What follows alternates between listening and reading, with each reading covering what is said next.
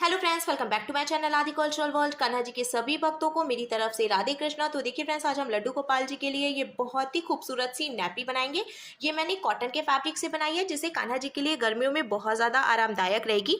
और ये जो नैपी है, आप 4, 5 और 6 नंबर के कान्हा जी को बहुत आसानी से पहना सकते हैं। अब देखिए, मैं यहाँ पे कान्हा जी को ये नैपी पहना रही हूँ और बहुत ही आसान है इसको पहनाना।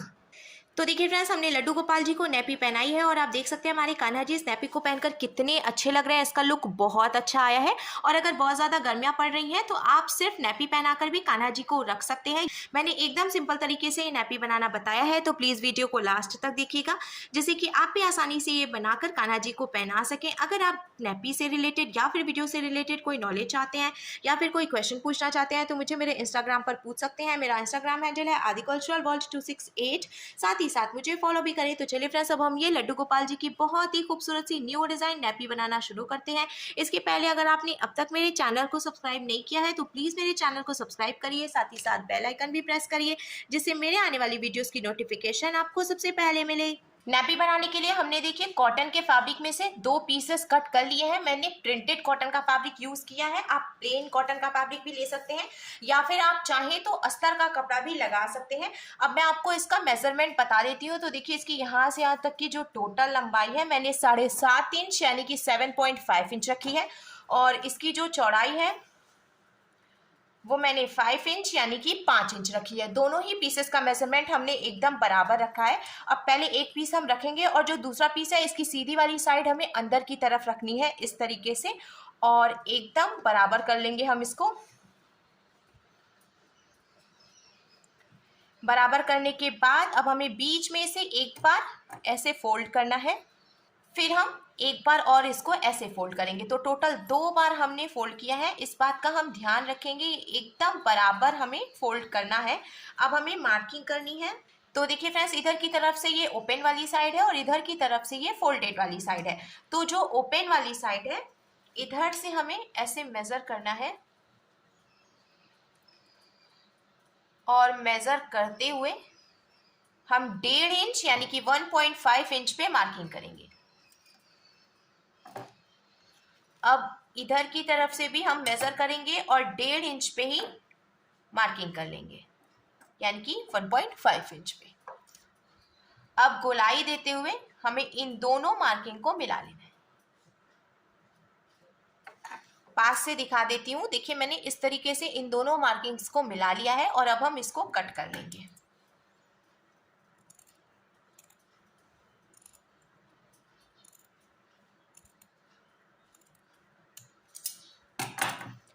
कट करने के बाद जब हम इसको ओपन करेंगे तो इसका शेप कुछ ऐसे आ जाएगा। अब हमें यहाँ नीचे की तरफ से यहाँ से यहाँ तक सिलाई लगानी है और ऊपर की तरफ से भी हम यहाँ से यहाँ तक सिलाई लगाएंगे। इसके साथ ही साथ ये जो हमने कटिंग किया ना, यहाँ पे भी हम यहाँ से यहाँ तक और यहाँ से यहाँ तक गोलाई में सिलाई लगाकर इसको ज्वाइंट करेंगे।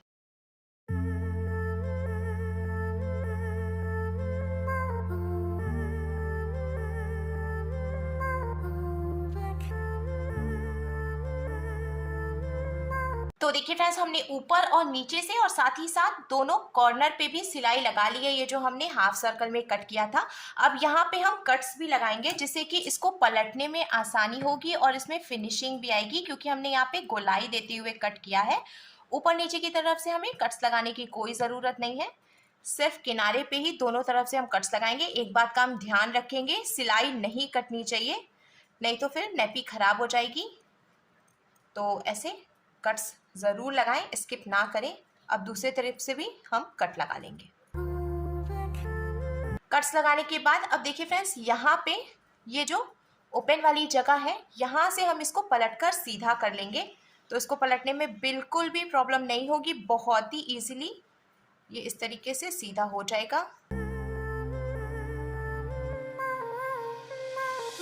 पलटकर सीधा करने के बाद मैंने इस पे प्रेस लगा लिया है, क्योंकि पलटने की वजह से इसमें थोड़ी शिकन आ गई थी। अब आप देख सकते हैं आगे और पीछे दोनों ही तरफ से ये एकदम बराबर है। अब हम इसमें इलास्टिक लगाएंगे। तो मैंने यहाँ पे ये वाइट कलर की पतली वाली इलास्टिक ले ली है। अगर आपके पास इसमें की इलास्टिक नहीं हो तो आप कोई भी दूसरी इलास्टिक भी यूज़ कर सकते हैं।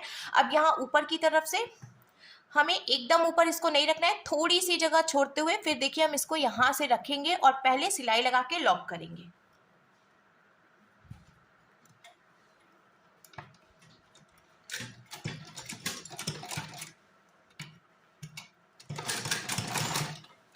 लॉक करने के बाद अब हमें एकदम टाइट करते हुए इलास्टिक को खींचना है। हम ध्यान रखेंगे जितना ज़्यादा टाइट करके इलास्टिक को रखते हुए फिर हम इसके ऊपर से सिलाई लगाएंगे, नैपी में उतनी ही अच्छी फिनिशिंग आएगी। तो मैंने देखिए एकदम टाइट करके इसको रखा है और ऊपर से थोड़ी सी जगह भी छोड़ दी है। अब हमें एकदम सेंटर में सिलाई लगानी है। तो देखिए फ्रेंड्स, हमने एकदम सेंटर में इसको टाइट करके खींचते हुए सिलाई लगा ली है। आगे की तरफ से इसका लुक कुछ ऐसे आ जाएगा। अब सेम ऐसे ही हमें यहाँ नीचे की तरफ से भी इलास्टिक लगाना है। तो देखिए फ्रेंड्स, ऊपर और नीचे दोनों ही तरफ से हमने इसमें इलास्टिक लगा ली है। अब ये जो हाफ सर्कल में दोनों साइड से हमने कट किया था, इस पर भी हमें इलास्टिक लगानी है। तो सबसे पहले हमें किनारे पे इस तरीके से इलास्टिक को रख के लॉक कर लेना है।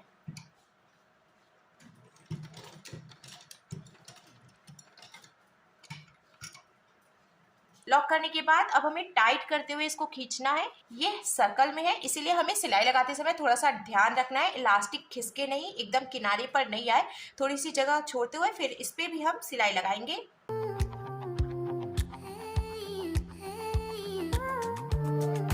तो देखिए फ्रेंड्स, इधर की तरफ से भी हमने इलास्टिक लगा लिया है थोड़ी सी जगह छोड़ते हुए। अगर हम एकदम किनारे पे लगाएंगे तो आगे की तरफ से जो इलास्टिक है वो दिखने लगेगी, इसीलिए हमें थोड़ी सी जगह छोड़ते हुए इलास्टिक लगानी है। तो देखिए आगे की तरफ से इसमें बहुत अच्छी फिनिशिंग आएगी। अब सेम ऐसे ही इधर की तरफ से भी हम इलास्टिक लगा लेते हैं। दोनों किनारे पे भी हमने देखिए इलास्टिक लगा लिया। अब हमें पलटकर इसको सीधा कर लेना है और बीच में से एकदम बराबर करते हुए हम इसको ऐसे फोल्ड कर लेंगे, या किनारे पे ऐसे बराबर करते हुए हम रखेंगे और यहाँ से यहाँ तक सिलाई लगाकर जॉइंट करेंगे। इसके साथ ही साथ दूसरे किनारे पर भी हमें इसको ऐसे एकदम बराबर करते हुए रखना है और इधर की तरफ से भी सिलाई लगाकर जॉइंट करना है।